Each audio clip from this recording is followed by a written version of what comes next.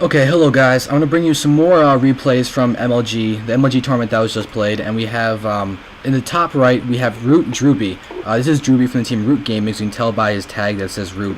And you have on the bottom left LiquidTyler, a very well-known player from back in Brood War, doing some incredible things. Like, he was one of the original non-Koreans to make it into Korea on a pro gaming team.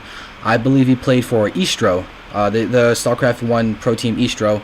Along with Hydra. Like, back in the days, it was Hydra and Tyler, or Tyler back then was known as NoNy, who were really the well-known non-Korean Brood War gamers who would go in and take games off of Korean pro gamers, which is unheard of for really foreigners to do. So we have Tyler, who is incredibly skilled. Like, he's really good at Starcraft 2. Like, he's been dedicating his time to this a lot now. I believe he's actually in Korea at the moment, playing with the team OGS, because Liquid and OGS did team up. And we're gonna have Drewbie, a very, very skilled Terran player. Like, I've seen his name around a lot. I've never seen a really good game of him versus Hydra on Kulas Ravine a long time ago. It was a 45-minute game, and Hydra was seriously raging in it. Like, at one point, Drewbie back then was doing a lot of stuff with Thors. So he had repaired Thors, he had tank. It was back in the days when mech was incredibly imbalanced in favor of Terran. And his Thors were doing 250mm strike cannons against Ultralisk. It was an incredible game, and Hydra was raging so hard. And Drewbie actually, like, after he did a 250mm strike cannon to take out a couple of Ultralisks, he actually typed in pew pew, like P-E-W, P-E-W, and it was one of the funniest things I've ever seen in my life. I was sitting in my room watching it, and I was just cracking up. It was great. And like, I've always thought highly of Drewbie ever since that game. And unfortunately he lost the game, but still, it was an incredible game. You probably find VODs of it everywhere. It was an incredible game. But now we have Tyler going for a Cybernetics core after his gateway. So it was just very, very expected, very normal. We have another Barracks coming down. So I don't think we're going to have a fastest man coming from Drewbie. But we're going to be able to see that Tyler... We're going to be able to see what Tyler's going to go for once we see what gets put down after the Cybernetics core. We're going to see that he's got his Nexus rallied to a similar that's built... Okay, he did change it. But yeah, we do have good spotter power. Notice that the map is Blistering Sands, so you might see some cool work using the this backdoor destructible rocks. It doesn't seem like Drewbie is actually watching. He doesn't have a supply depot or anything back there to get vision. But we do have some Marines here. So I'm expecting a little bit of that. We have a Stalkers being chrono boosted out to take out the just this SCV is trying to scout. Drewbie might actually just retreat with it, keep it alive. But good time on that. We do have one Zealot out. So we have one Zealot and a Stalker, and that could actually be used to put pressure on. We do have a Marauder and concussive shells coming out, so Drewbie's actually be fairly safe if Tyler does decide to push out with this.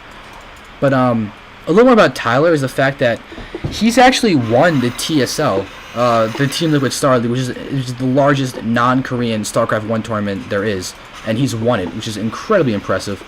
And he did it with only like 2 or 3 months of practice beforehand. Like, he had taken like a year or two off of playing StarCraft or really any professional video games. And he, after 3 months of practice, defeated Hydra, defeated some incredible players, like people like Sen, JF, and other incredible Brood War gamers were in that tournament, and Tyler emerged victorious. I believe Braddock was in it, I believe Tarson was in it, and there are a lot of big names. I have all the replays of the casted games of that downloaded. I can watch them whenever I want to, which is awesome. It's what I do when I don't have internet. Yeah, because I'm a nerd, and it's amazing. But we do have, just know Tyler actually wants to expand. He does have the money for it, though he needs to get his probe back up there.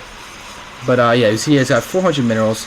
He's got in here. It's actually, so Drewbie's going to come in and see that there is no expansion. We'll probably assume that it's coming based on the positions that NoNy or Tyler has his army in.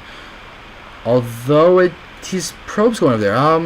It's kind of interesting, but yeah, so Drewbie does finally have his destructible rocks being watched over, and we have Tyler watching over his destructible rocks, but it seems that, yeah, Tyler's going to start taking out destructible rocks. We're going to see that Drewbie's army is still over here. Still no expansion over coming over here for Tyler, but still, he's wailing on these rocks pretty effectively, but okay, here we go. Drewbie is coming in here. He might be either trying to do a normal push or just try and flank Tyler while Tyler's trying to take out the rocks. But, oh, this probe is going to die. And so both players know what's going on. And this is actually a fairly healthy army coming from Tyler. If you can get a good force field or two off, you might be able to do a lot of damage. But okay, notice they're using this choke. This is a really cool just little technique. Is if you can get your opponent choked and your army have a concave, you'll be able to hit his army, while his army is going to be straggling around over here trying to get in range of these guys. Not to mention the fact that the zealots will then move into the choke, and all of the Marines and Marauders that are back here that weren't attacking before will be able to hit the Zealots, and that would kill the Zealots before they can actually move in. It's a very, very technical thing that just army movement thing that's incredibly important. But these destructible rocks are almost down. You can see the command center is being thrown down by Drewbie, so he actually feels kind of safe right now. But he should really start watching his back door, because Tyler's going to be able to walk right up there. And Drewbie is trying to expand. Still no expansion from Tyler, and Drewbie did just scan that. You can see that, okay, these rocks are open. Drewbie's army is over here. He's got to realize that the rocks are no longer there, and we got to see how Tyler's going to be able to push in and do damage. He does have a lot of sentries.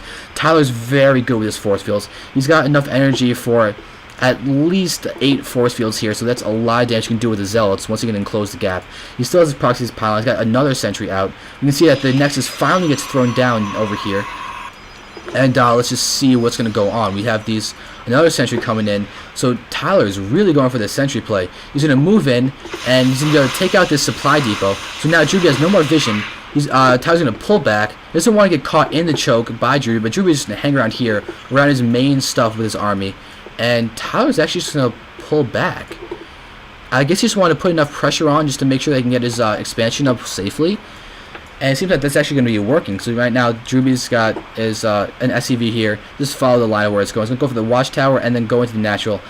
See that Tyler's army is out here. Tyler is in an interesting position. We can see that, look at the food count. Tyler's ahead by about 12 food or so above Drewbie.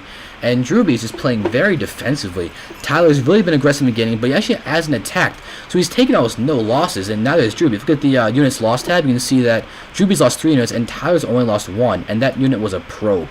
His army is completely intact, and Drewbie's got his army over here. He's going to move in, and Tyler's actually going to be able to spot, using this pylon, see that Drewbie's army is right here, and Tyler's going to be able to see the army composition of Drewbie is still simply Marines and Marauders and nothing else. So Tyler's got to be feeling pretty good. This expansion is up. The orbital command was morphed before it moved down here, and now we're going to have the orbital command here, and we can see that Drewbie's expecting like some DT harassment or something coming in. He's all prepared. He's got the missile turret there. He's building a missile turret here.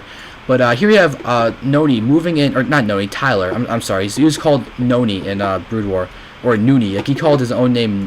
He pronounced his own name wrong. It's a funny joke he's having. But here we go. This Stalker's going to die. See the army.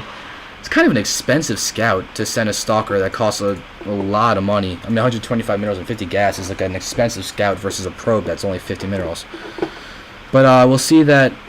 You can see that Tyler's going to position his army around this choke, using this all-important choke. If he can get Drewbie to push his army in too far and then force field like here, here, and here, and then other times here and here, he'll be able to move in with his Zealots, do a lot of damage, use his Stalkers and Sentries to range attack those guys, and be able to take out a good solid quarter, a third of Drewbie's army very effectively.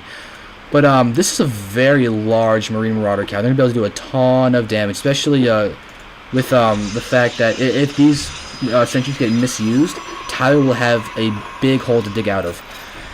Right now, though, we do see just Drewbie just macroing up normally. We can see in the food counts that it's still in Tyler's favor. The Tyler's now pulled into a 15 food lead. Drewbie is scanning, seeing the entire army composition. He sees a lot of Zealots. Is Tyler going to actually start researching things? Ooh, he's got a Colossi coming out. So he's going to get Colossi, use them to supplement his army. But no charge or anything. If he got charged with this Zealot count, they'll be able to do a lot of damage. And the combination of charge lots along with Colossi is incredibly effective. But let's just see. Does Drewbie have the infrastructure to start getting down some... No. He does not have a starport. I don't even see a factory anywhere. He is getting his gold base down here, but there's still no factory. There's no starport. It is simply Marines and Marauders. That is it. No medevacs. Nothing. Okay, we have the first factory coming down now, and we'll see if Drewbie can actually counter this, or get something to deal with this Colossi. Because right now, yeah, the second Colossi is coming out. It's getting chrono boosted.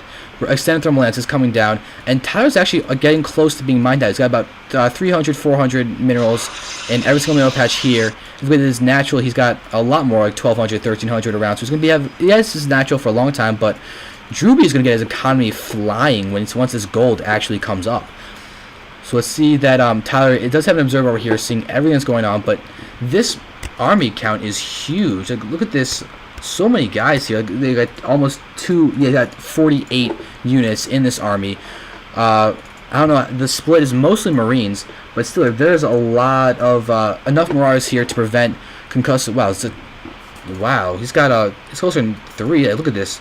The macro from DrewDrewbie is doing really well. He's got into 3s now. He's got 48, 49, 50, 53 Marines and Marauders, which is a ton of just damage output. But if you look at the Colossi count, Tyler has now got 3 Colossi. He's playing very passively, but he's just macroing so well. He's got a 4th Colossi coming. And we can see that this first starport's coming down along with the reactor. So DrewDrewbie does realize that Colossi are coming and try and get Vikings out in time, but honestly, Tyler's been able to build up a Colossi count. So let's have a 4th Colossi out, and he's got a 4th Colossus out. He's got extended thermal lance, so you can see the 9 range right there. And this is going to be able to do so much damage.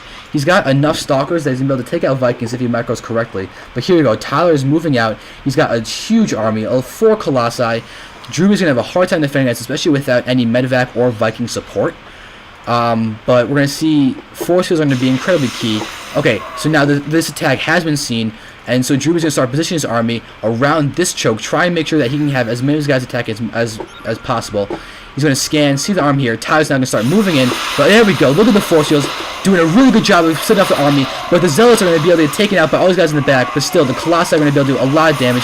You can see Tyler's pull back. He's keeping the army away using the force fields. Really good force field use. This missile is going to be taken out. It's not going to do any damage, really. But, okay, here we go. Tyler's in a really good position. Really good force field, splitting up the concave, making sure that DrewDrewbie just is unable to use his guys as effectively as he wants to, and Tyler's just doing so much damage. His Colossi are just not dying. They're doing a ton of damage. Oh, misrallied by DrewDrewbie. DrewDrewbie was rallied out here, losing a ton of units. First Viking is out, but I don't think it's really going to matter. You can see more Vikings are coming in, but this Colossi count against this Viking count is just, these Colossi are going to win, especially with the Stalks and they'll take out the Vikings. There we go, 1 Viking down. This Viking's about to fall, but no, Tyler's just going to pull back. SCV is being pulled by DrewDrewbie. The Tyler looks like in a really good position. He took out a starport. He's able to take out a lot more. Another Colossi just streams in right here. Actually gets taken out. Misposition. This wasn't in the control group. Probably rallied over there at this point. Look at this. Stalker's coming in. Extended thermal lance doing so much splash damage. DrewDrewbie's in a really, really tough spot. We can see that Tyler's ahead in the food count by 30 food. So really good job by DrewDrewbie of staying in this. He does have his gold up, and that's helping him get a lot more macro than he had before. But here we go. Everything's just dying. DrewDrewbie's rallied in the wrong spot with those Marines. Here we go. Pulling his army back here, trying to stay alive. He's not going to be able to get anything out of the starport, and without the starport support, these Colossi are just going to just destroy the army here. But look at this Marauder count. Marauders can hit this to Colossi. Marauders destroy Colossi as long as they can get the attacks. Look, 2 Colossi down almost instantaneously. Colossi are still attacking. Still a lot of Stalkers here. We have more Zealots streaming, and Zealots are going to be able to tank a lot of hits. Another Colossi comes in, and there's GG from DrewDrewbie. Whoa, really good game. Very passive, but Tyler just does such a good job of moving in. He does a really good job of just using his Stalkers and force fields just to destroy the army, make sure that the Colossi stay alive. DrewDrewbie, well played, but just did not get out his starports fast enough. Really good game. Let's move on to game number 2.